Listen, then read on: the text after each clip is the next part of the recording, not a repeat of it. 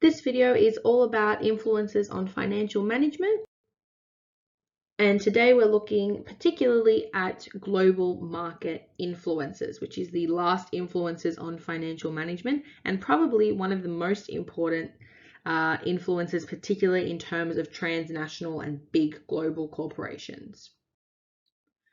So the three main global market influences that we're going to look at based on the syllabus is economic outlook, interest rates, and availability of funds.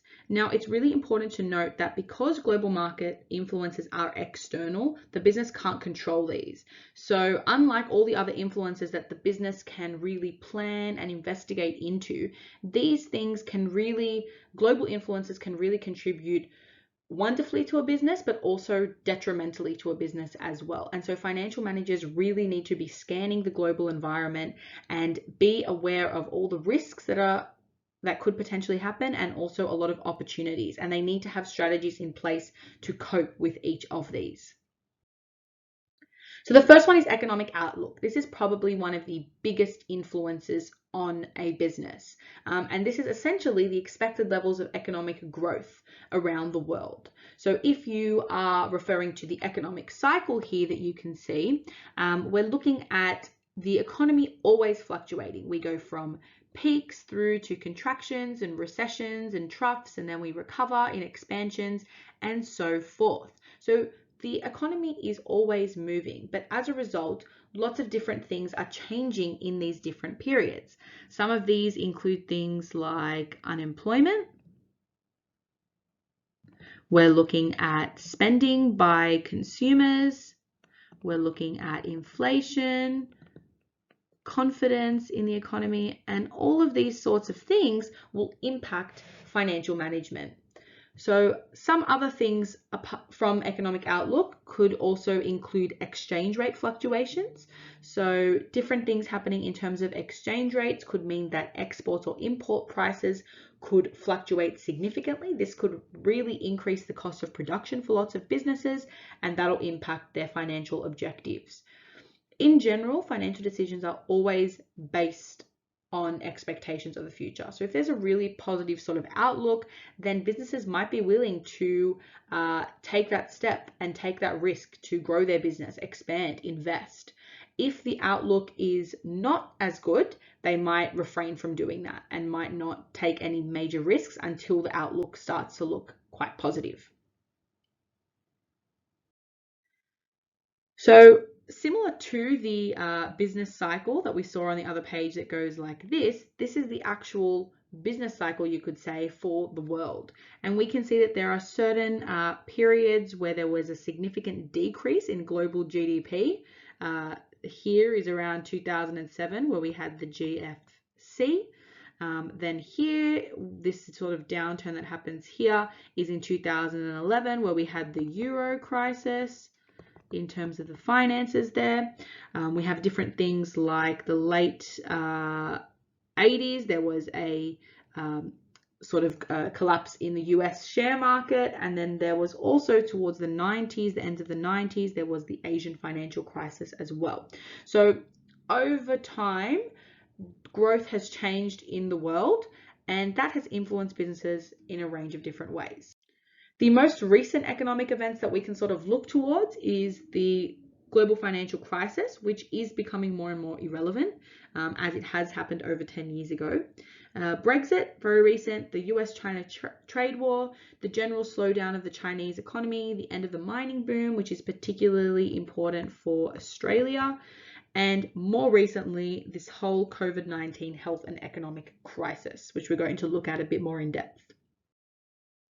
So this economic crisis, it is a health crisis most importantly, but it is having economic effects on the outlook of the economy. And these effects are still emerging as this is so new, but generally we're seeing these sorts of trends.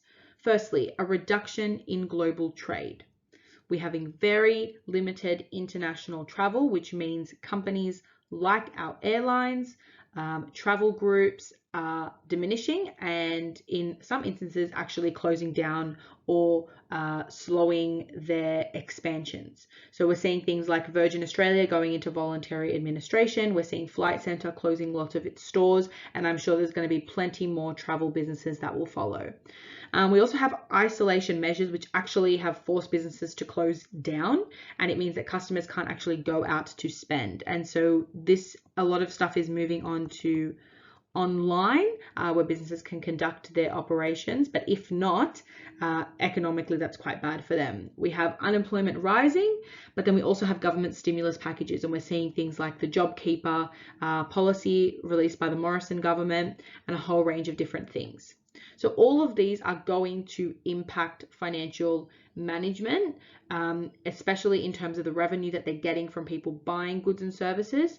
In general, there is very low economic confidence, and people are quite uncertain about their job based on this whole issue of unemployment rising. And even though the government is trying to do something to offset that, it will still have a range of effects on financial management of a business. Now, the second global market influence is the availability of funds. Now, availability of funds refers to the supply of money actually available for a business to borrow. Now, where does money that gets borrowed actually come from? Essentially, it comes from consumers and businesses that save. What they do is they put that money into financial institutions with the hope that they will be earning some sort of interest payment. But what financial institutions do in order to be giving them those interest repayments, they actually take that money and they loan it out. And people who pay loans, obviously they pay interest to the financial institution. The financial institution gives some of that to the consumers and businesses that have saved, and they keep the rest as their profit. So using this sort of story, we can see that if Australia has a higher interest rate, that means more consumers and businesses are going to want to save, and especially global consumers and businesses. So with the whole idea of globalization, we have, people investing and saving money all around the world. They're not restricted to just their country. So if we have more money flowing into Australia, that means there's more money for financial institutions to loan, and that will directly increase the availability of funds. Also, the availability of funds will also impact the interest rate. If there's not many funds available or not much funds available, then there's going to be a higher interest rate, a higher cost of borrowing because there's just lower supply.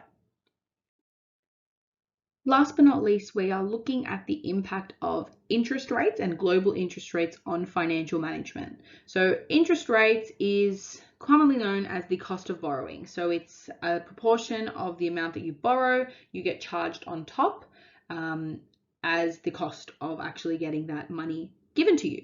So interest rates will differ around the world. So Australia will have certain interest rates, America will have some, the UK, China, and what businesses really have to do is take advantage of this. So they have to investigate, research, and look around to see what are the best interest rates that can benefit them. So this is one of those things that presents an opportunity for businesses in terms of the global market. But businesses do have to be careful because exchange rate fluctuations and currency movements can actually offset and eliminate any sort of advantages of lower interest rates.